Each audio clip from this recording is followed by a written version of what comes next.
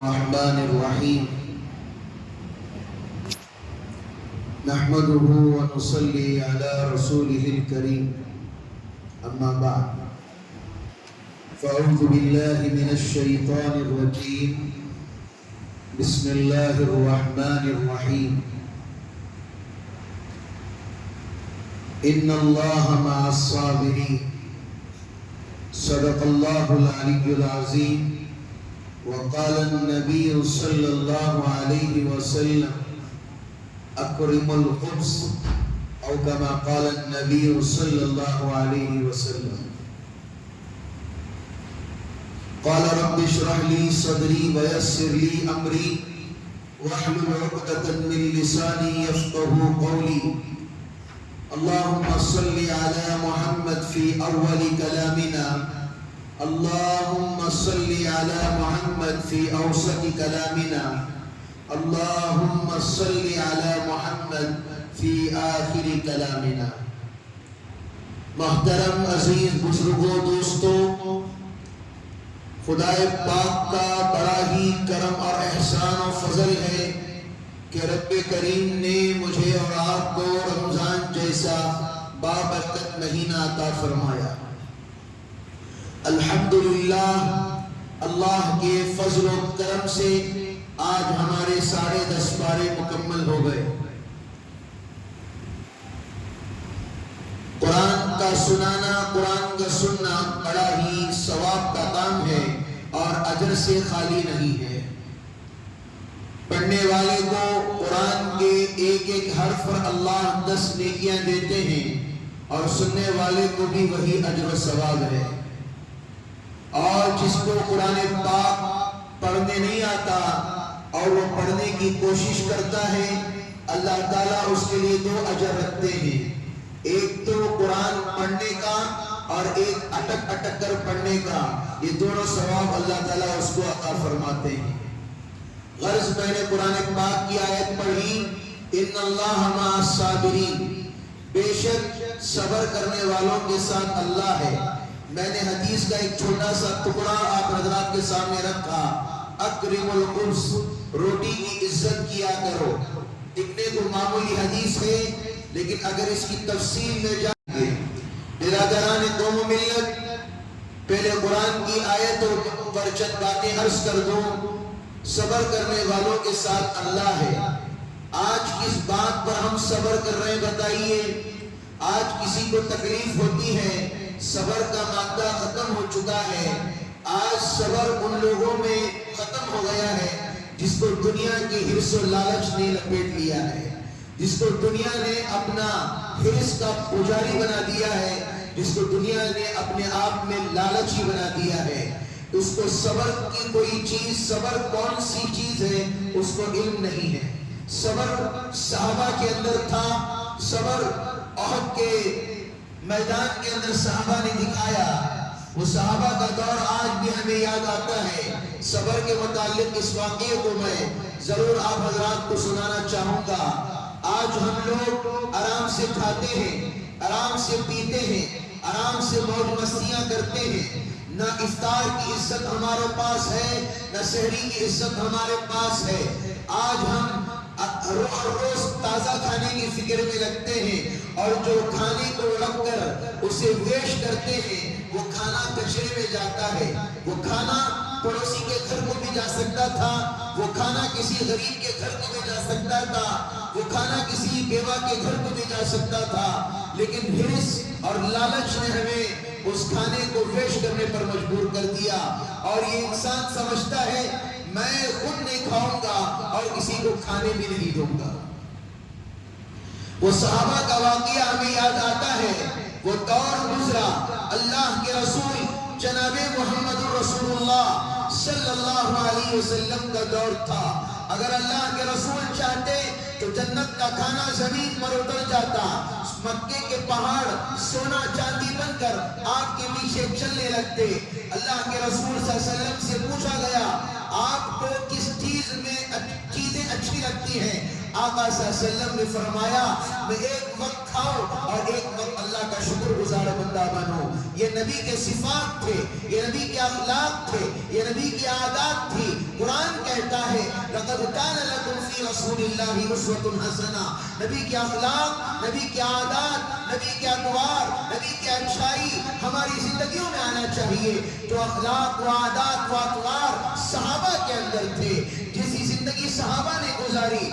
میرا عزیز دوستو, اللہ کے رسول صلی اللہ علیہ وسلم ایک وقت کا واقعہ لکھا ہے کتابوں کے اندر صبر کے متعلق. اللہ کے رسول صلی اللہ علیہ وسلم نے اپنے اوپر کتنا صبر کیا کہ ایک وقت تھا صحابہ 3 دن کے بھوکے پیاسے, بھوک کی شدت مار رہی تھی, کھانے کو کچھ نہیں تھا.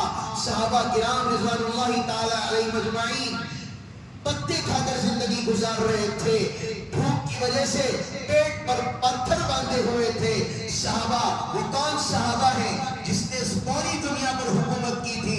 حضرت عمر بن خطاب رضی اللہ تعالیٰ عنہ, حضرت سیدنا ابو بکر صدیق رضی اللہ تعالیٰ عنہ, جو سب سے پہلے امیر المؤمنین اور خلیفہ بنائے گئے ہیں. یہ دونوں حضرات اپنے گھر سے نکلتے ہیں اور اپنے گھر سے نکل کر جناب محمد رسول اللہ صلی اللہ علیہ وسلم کے گھر پر دستک دیتے ہیں. اور 2 مرتبہ دستک دینے کے بعد جناب محمد رسول اللہ صلی اللہ علیہ وسلم دروازہ کھولتے ہیں, کہتے ہیں یا رسول اللہ صلی اللہ علیہ وسلم, یا رسول اللہ اس لیے کہہ رہا ہوں اس وقت صحابہ کے سامنے اللہ کے رسول موجود تھے. یا اب یہاں بیٹھ کر یا رسول اللہ نہیں کہا جا سکتا, یہ شرکی الفاظ ہیں. اللہ تعالیٰ ہر جگہ حاضر و ناظر ہے, اللہ کے رسول کسی ہر جگہ حاضر و ناظر نہیں ہے. یہ ہمارا یقین ہونا چاہیے اور یہ ہمارا عقیدہ ہونا چاہیے. اللہ ہر جگہ حاضر و ناظر ہے, لیکن اللہ کے رسول ہر جگہ حاضر و ناظر نہیں ہے. آپ روزے کے پاس جائیے, گنبد خضرا کے پاس جائیے, وہاں جا کر یا رسول اللہ کہنا درست ہے, لیکن یہاں سے بیٹھ کر یا رسول اللہ کہنا درست نہیں ہے. لیکن میرے عزیزوں, صحابہ نے اس وقت کہا تھا جب اللہ کے رسول صلی اللہ علیہ وسلم سامنے موجود تھے تو کہا یا رسول اللہ صلی اللہ علیہ وسلم بہت دن ہو گئے, 3 دن کا وقت گزر گیا, کچھ کھایا نہیں پیا نہیں, کچھ ہے تو کھلا دے. تو اللہ کے رسول صلی اللہ علیہ وسلم نے اپنے قمیص کو اٹھایا, اپنے جھبے کو اٹھایا اور اٹھا کر دکھلایا تمہارے پیٹ پر 1 پتھر باندھا ہوا ہے, میرے پیٹ پر 2 پتھر باندھے ہوئے. 2 جہاں کے سردار کا صبر دیکھیے, اللہ کے ساتھ تعلق دیکھیے. نبی چاہتے تو کیا نہیں ہو سکتا تھا, نبی چاہتے تو کیا کچھ حاصل نہیں ہو سکتا تھا. جیسے موسیٰ علیہ السلام کے دور میں ان کی قوم کو جنت کا کھانا دیا گیا, منت سلوا دیا گیا, کیا نبی کے دور میں کھانا نہیں اتر سکتا تھا؟ یقیناً اتر سکتا تھا. کیا مکہ کے پہاڑ سونا چاندی بن کر آپ کے پیچھے چل نہیں سکتے تھے؟ چل سکتے تھے. لیکن اللہ کے رسول صلی اللہ علیہ وسلم کو مالداری زیادہ پسند نہیں تھی. اللہ کے رسول صلی اللہ علیہ وسلم کو آرام سے زندگی گزارنا اور درمیانی زندگی گزارنا اور اللہ کا شکر گزار بن کر زندگی گزارنا اللہ کے رسول صلی اللہ علیہ وسلم کو بڑا پسند تھا. ایک چیز ذہن میں آ گئی, واقعے سے پہلے میں ضرور کہنا چاہوں گا, لوگ سب کچھ رہنے کے باوجود بھی غریبی زندگی گزارتے ہیں. کیا بھی اچھے ہیں؟ کیا نہیں, کچھ بھی نہیں, کیا بھی دکان نہیں, کیا بھی بیپار چل رہا ہے, سب کچھ چل رہا ہے, کیا بھی عید کو کپڑے نہیں پہنے نہیں جی, کیا بھی نہیں, لوگوں کو دکھانے کے لیے تاکہ لوگ مجھے غریب سمجھے, لوگ مجھے. اللہ کے رسول صلی اللہ علیہ وسلم کو ایسے غریب چور بھی پسند نہیں تھے. حدیث کے اندر لکھا ہے اللہ کے رسول صلی اللہ علیہ وسلم کہتے تھے کہ اپنے کھڑے ہونے کی حیثیت اور طاقت بنائیے. اللہ کے رسول صلی اللہ علیہ وسلم تجارت کیا کرتے تھے. سمجھ میں آ رہی بات؟ تجارت کرنا سنت ہے, تجارت کرتے تھے. سب سے پہلے تجارت کہاں کی؟ حضرت خدیجہ رضی اللہ تعالیٰ عنہ مال لے کر گئے, وہاں پر پہلی تجارت کی. اور اس سے پہلے بچپن میں شام میں گئے, اپنے چچا کے ساتھ, ابو طالب کے ساتھ گئے. وہ واقعہ وہیں پر پیش آیا جب پہاڑ پر چڑھ رہے تھے تو پہاڑ پتھر سے آواز آئی السلام علیکم یا رسول اللہ. تو نعت کے اندر بھی شعر پڑھا جاتا ہے, نعت کے الفاظ کہے جاتے ہیں. میرے عزیز دوستو بزرگوں, اللہ کے رسول صلی اللہ علیہ وسلم چاہتے تو کیا نہیں ہو سکتا تھا. اسی لیے غربا کی زندگی مت گزاریے. یہ مت دے سب کچھ رہنے کے باوجود بھی میں ایسا نہیں. اللہ کے رسول کو پسند نہیں تھا. اللہ کے رسول صلی اللہ علیہ وسلم چاہتے تھے میرے قوم اتنی بھی بزدل نہ ہو جو ہر وقت کسی کی محتاج بن کر گزارے. صحابہ سے اللہ کے رسول صاحب نے وہ واقعہ ہمارے سامنے ہے. پیر روما جب وہ کنویں کے بدلے میں ایک صحابی نے خریدا تھا, حضرت عثمان غنی رضی اللہ تعالیٰ عنہ نے. اللہ کے رسول صلی اللہ علیہ وسلم نے کہا آج سے پیر روما ہمارا ہو گیا. اس کا مطلب کیا ہے؟ تجارت کا ہے کہ عثمان غنی رضی اللہ تعالیٰ عنہ نے سکھایا اور اس پانی سے لوگوں کو نفع بتایا اور کہا کہ دولت ہو تو خیر کے لیے استعمال کرو, ایسی دولت نہ ہو جو جمع کر رکھو اور اپنے گھروں میں ٹھوس کر رکھو. اور کنجوس انسان اللہ کے رسول صلی اللہ علیہ وسلم کو بالکل ناپسند ہے. سخی لوگ اللہ کے رسول بتایا وہ لوگ زیادہ قیامت میں اللہ کے رسول کے قریب ہوں گے جو سخی لوگ ہوں گے, جو غنی لوگ ہوں گے, جس نے اللہ کی راہ میں قربانی کی ہوگی اور سخاوت کی ہوگی. لوگوں کے لیے نہیں, اللہ کے لیے. غرض میں اس واقعے کو ختم کروں گا. اللہ کے رسول صلی اللہ علیہ وسلم تو اپنی قمیص کو اٹھایا اور کہنے لگے میرے پیٹ پر تو پتھر باندھے ہوئے ہیں. غرض صحابہ کو لے کر ایک صحابی کے گھر کو گئے, کہا کہ کچھ کھایا نہیں ہے. تو صحابی کو دوڑ لگائے, سب کچھ تھا لیکن ان کا تعلق کس پر تھا؟ اللہ پر تھا. کس پر تھا؟ آج ہم بھوک لگتی ہے تو کیا کرتے ہیں؟ بغل کے گھر میں پوچھ لیتے ہیں کچھ کھانے کو ہے کیا, بغل میں نمک ہے کیا, شکر ہے کیا, گھر میں سالن ہے کیا, پوچھ لیتے ہیں. لیکن صحابہ کا یقین, اللہ کے رسول صلی اللہ علیہ وسلم کا یقین اپنے رب سے لینے کا تعلق بن چکا تھا. آج ہمارا یقین کیا ہے؟ قرض ہو گیا تو اللہ سے بعد میں مانگتے ہیں, پہلے دوست کو فون کرتے ہیں. سر میں درد آ گیا تو سب سے پہلے آئیڈیل یاد آتا ہے, تو کوئی وسیقے کا کلینک کا دکان یاد آتا ہے. یہ سارے ہمارے عقیدے ہیں. عقیدے درست ہونا چاہیے. صحابہ کا واقعہ نہیں سنتے, راستے میں جا رہے تھے خچر مر گئے. مری ہوئی چیز کیسے زندہ ہو سکتی ہے؟ نماز پڑھی 2 رکعت, پھر دیکھا یہ خچر اور مرا پڑا, پھر نماز پڑھی, دیکھا یہ خچر زندہ ہو کر کھڑا ہو گیا. یقین تھا اللہ پر. ان اللہ مع الصابرین, بے شک صبر کرنے والوں کے ساتھ اللہ ہے. تو اللہ کے رسول صلی اللہ علیہ وسلم گئے اور جا کر کچھ بھونا ہوا بکری کا گوشت رکھا گیا تھا, کچھ روٹیاں تھی, کچھ کچی پکی کھجوریں تھی. اللہ کے رسول صلی اللہ علیہ وسلم نے ان کو نوش فرمانے لگے تو ایک لقمہ بھی پیٹ میں نہیں گیا تو اپنی بیٹی کی یاد آ گئی. فوراً اپنی بیٹی کے گھر تشریف لے گئے. حضرت فاطمہ الزہرا رضی اللہ تعالیٰ عنہا کے اور دستک دینے لگے تو بیٹی شرم کی وجہ سے دروازہ نہیں کھول رہی ہے. آج باپ بیٹی کے لیے کیا کچھ نہیں کرتا. شادی ہو جانے کے بعد بھی اس کا خیال کیا جاتا ہے گھر کے اندر چاول ہے یا نہیں. داماد کما رہا ہے, اس کے بعد بھی اپنی بیٹی کا خیال باپ کو ہوتا ہے. جب تک کہتا ہے جب تک میں زندہ ہوں تجھے فکر کرنے کی ضرورت نہیں ہے. باپ اور بیٹی کا پیار ہے. یہ تو جہاں کے سردار جناب محمد رسول اللہ صلی اللہ علیہ وسلم کی اور دو جہاں کے سردار کی بیٹی کا معاملہ ہے. تو اللہ کے رسول صلی اللہ علیہ وسلم بار بار دستک دے رہے, نہیں کھول رہی ہیں. آخرکار جب کھولی تو حضرت فاطمہ کے چہرے کو دیکھتے ہیں, نہ کھانے کی وجہ سے جسم میں دودھ سوکھ گیا تھا. شہنشاہ جو نوجوانوں کے سردار ہیں, امام حسن امام حسین رضی اللہ تعالیٰ جو جنت میں نوجوانوں کے سردار ہوں گے, وہ بلک رہے تھے دودھ کی وجہ سے. اللہ کے رسول صلی اللہ علیہ وسلم نے وہاں پر ایک معجزہ, یاد رکھیے معجزہ اور کرامت میں فرق ہوتا ہے. معجزہ انبیاء سے ہوتا ہے, کرامت اولیاء سے ہوتی ہے. معجزہ اللہ کراتے ہیں اور کرامت بھی اللہ دکھاتے ہیں. کسی ولی سے کرامت ظاہر نہیں ہوئی اس کا مطلب یہ نہیں کہ ولی نہیں. آج کی طرح جھوٹی طرح جو لوگ جھوٹے دعوے کرتے ہیں, لوگوں کو دھوکہ دیتے ہیں, لوگوں کو کہتے ہیں یہ نہیں کرے تو یہ ہو جائے گا, گھر میں یہ نہیں کرے تو وہ ہو جائے گا, یہ سارے بدعات و خرافات ہیں جن کو ہمیں ختم کرنا چاہیے. فار ایگزامپل میں آپ حضرات کو سمجھاؤں, آج گھروں کے اندر کیا ماحول ہے؟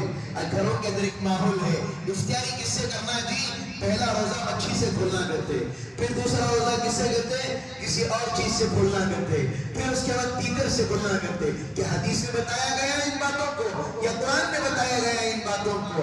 اور نیا تجربہ, نیا لوگوں کا پرانے زمانے کا 4 سال 4 مہینے 10 دن کو بچے کی بسم اللہ خوانی کرنا, یہ کون سی حدیث میں لکھا گیا ہے؟ بتائیے مجھے. کہ کسی سے بھی سوال کا جواب لا کر بتا دیجیے 4 مہینے 4 سال 4 مہینے 10 دن کے اندر کہاں پر لکھا ہوا ہے بچے کی بسم اللہ خان؟ بچہ پیدا ہوتا ہے مذہب اسلام پر، ایمان کی بنیاد پر بچہ پیدا ہوتا ہے. جب بچہ پیدا ہوتا ہے بچپن ہی سے ماں باپ اسے پڑھانا چاہیے. افسوس کی بات ہے ماں باپ کیا پڑھاتے ہیں؟ فرمان پڑھاتے ہیں تو بچے حافظ قرآن بنیں گے یا ماں باپ کے فرما بردار بنیں گے؟ تو میرے عزیز دوستو یہ واقعہ بڑا لمبا ہے. معجزہ اللہ کے رسول صلی اللہ علیہ وسلم سے ہوا، اپنے نواسوں کے منہ میں انگلی کو رکھا تو وہاں سے دودھ نکلنا شروع ہوا. یہ اللہ کے رسول صلی اللہ علیہ وسلم کا معجزہ ہے. اس آیت کے اندر اس یہ واقعہ تھا. تو لہٰذا ہمیں ہر ایک رزق کی عزت کرنی چاہیے.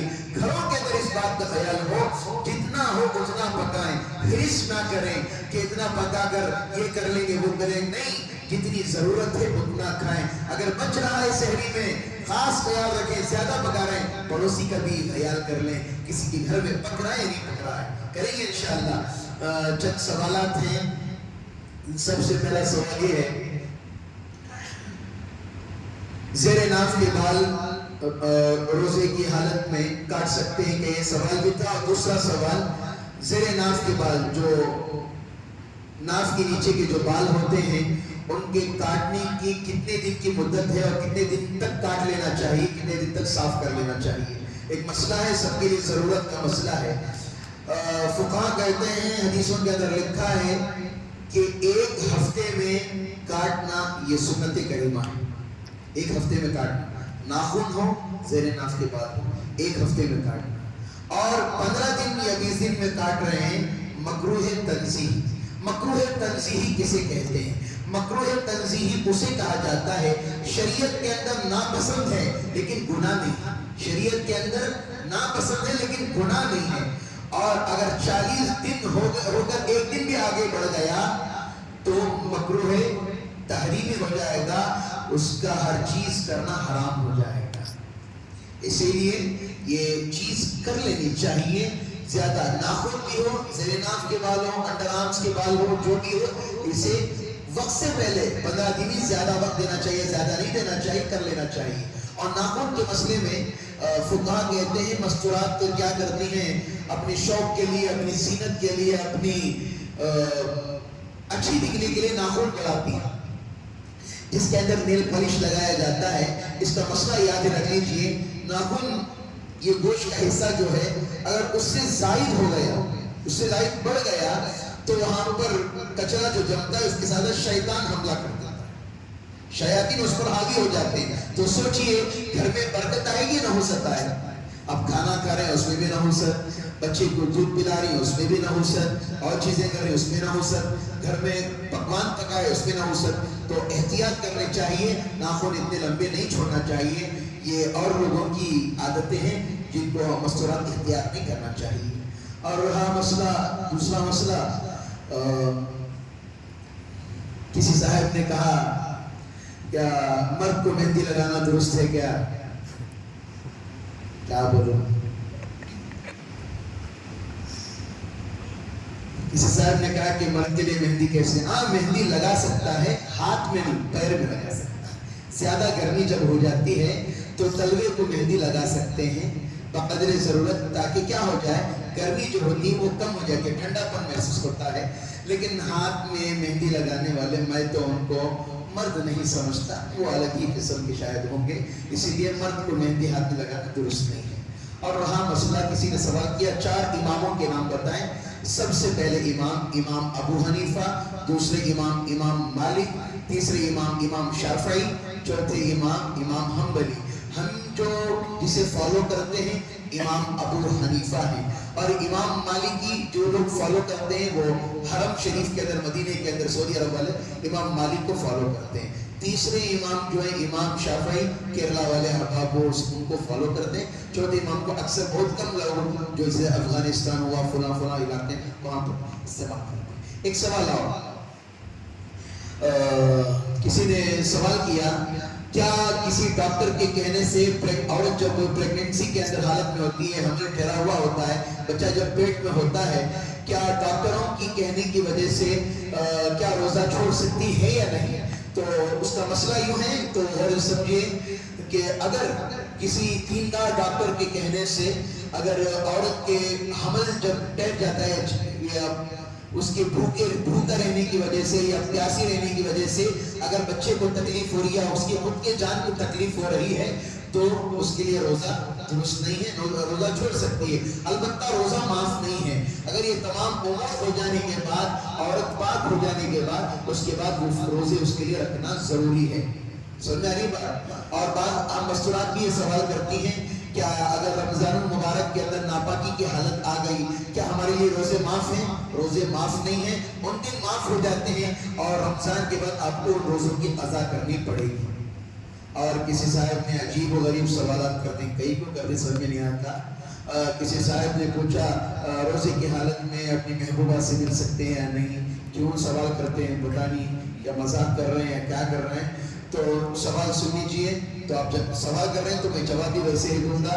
جب روزے کی حالت میں کھانا درست نہیں ہے، پینا حرام ہے، ہر چیز حرام ہو جاتی ہے، تو کیسے محبوبہ سے مل سکتے ہیں؟ اور دوسری بات، جب تک آپ کا نکاح نہیں ہوتا کسی غیر محرم پر دیکھنا ہر چیز حرام ہے، تو لہٰذا روزے کی حالت ہو یا کوئی نارمل حالت ہو کسی غیر محرم سے نہیں مل سکتے جب تک کہ آپ کا نکاح نہ ہو جائے۔ اللہ رب العزت سے دعا ہے اللہ تعالیٰ مجھے اور آپ کو ان کہی ہوئی باتوں پر اللہ عمل کی توفیق عطا فرمائے۔